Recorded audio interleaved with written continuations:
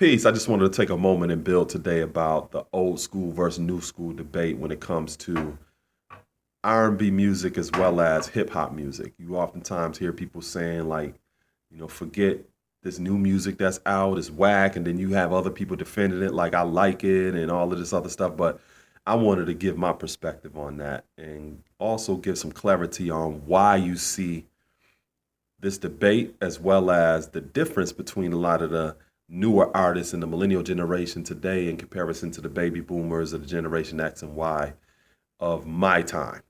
Um, One of the things I think is important to keep in mind is a lot of the millennial generation today, you definitely don't see a lack of talent or skill and creativity. You have the same level of skill, talent, and creativity of artists that have always been here because it's generational. A lot of these artists today have taken that creativity, skill, and talent to a different level. But one of the disparities that you do see is content and writing. You see a lack of writing and content today that you did not see during the times of a Curtis Mayfield or Smokey Robinson, Nina Simone, and even more of a current day like artists such as Babyface or Michael Jackson. You don't see a present day Michael Jackson or a Babyface in terms of writing. And there's a reason for that. It doesn't mean that these artists are not there. Like I said, you have that skill, that talent, and that creativity here, but you don't see a lot of artists doing that today, and there's a reason for that. Same thing with hip hop artists. You don't see modern day Rakims or even a Kool Mo D or a LL Cool J or some of these other artists that had volumes of work and content and the level of writing then you don't see oftentimes in the mainstream today. It doesn't mean that a lot of the millennials can't write or they don't have access to that type of content. It doesn't mean that. They have the skill, they have the talent, and they have the creativity, but there's a reason why you don't see it in mainstream music. And one of the reasons is because during the times of Stevie Wonder, Smokey Robinson, Nina Simone, all of these other artists, their motivation wasn't album sales. And because their motivation wasn't album sales, they weren't writing or did not have a team of writers to specifically write content on a third grade reading level. Nowadays, you have artists, whether they're R&B or hip hop, who are specifically writing on a third grade reading level in order to maximize the shelf life of their music and to reach a larger audience. A lot of the music that you hear, even when you go in to listen to some of the folk music of Bob Dylan, the level of sophistication that he wrote with and the volume of that content is peerless today with a lot of these artists.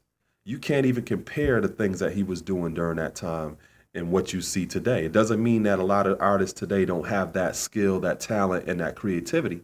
It just means that a lot of the artists today are motivated by different factors, primarily album sales, striving to go platinum, striving to go double platinum and everything else. And in order to maximize the shelf life of that music and to appeal to a larger audience, they specifically write things on a third grade reading level.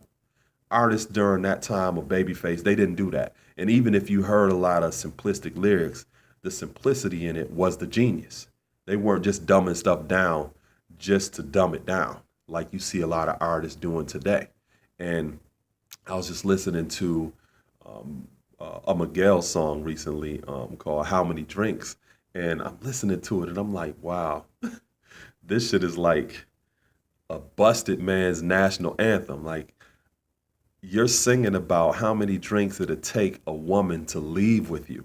And I'm like, how ugly do you have to be in order for you to want a woman to look at you through the bottom of a thick ass glass?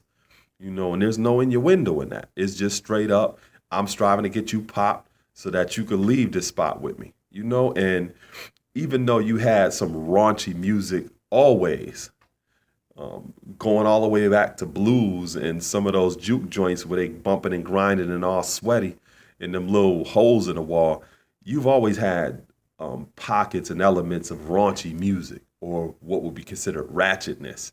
But you always still had artists who invested in the craftsmanship of writing. And that content was a level of sophistication that we oftentimes don't see today. Not because the talent's not there, not because the skill or the creativity ain't there. It's just a lot of people today are motivated by different factors, primarily album sales and money. And they write on a third grade reading level in order to maximize a shelf life or to reach a larger audience. So I will have just gave you a little bit of insight into some of my perspectives on this whole debate, and that it's really not a debate. You have people who are motivated differently today, and I also will this was inspiring, empowering, and educating, and gave those of you some encouragement to go back and listen to some of these artists, like a Smokey Robinson and even Bob Dylan, to listen to some of their music. In particular, I will tell you this. Listen to Bob Dylan's song, Masters of War. Go listen to it and see how significant that song back then is today, and how you oftentimes don't hear artists today writing on that kind of level that a Bob Dylan was during that time of turbulence in this country. I encourage you to check him out. I encourage you to go check out the volume of material that a Babyface put out in terms of his writing and the level of sophistication in which he wrote with. And I really encourage you to go back and check out Smokey Robinson, because we at this time don't have any modern day Smokey Robinsons. Not because they're not there, not because they ain't got the skill or the talent or the creativity. It's just people are motivated differently. Peace.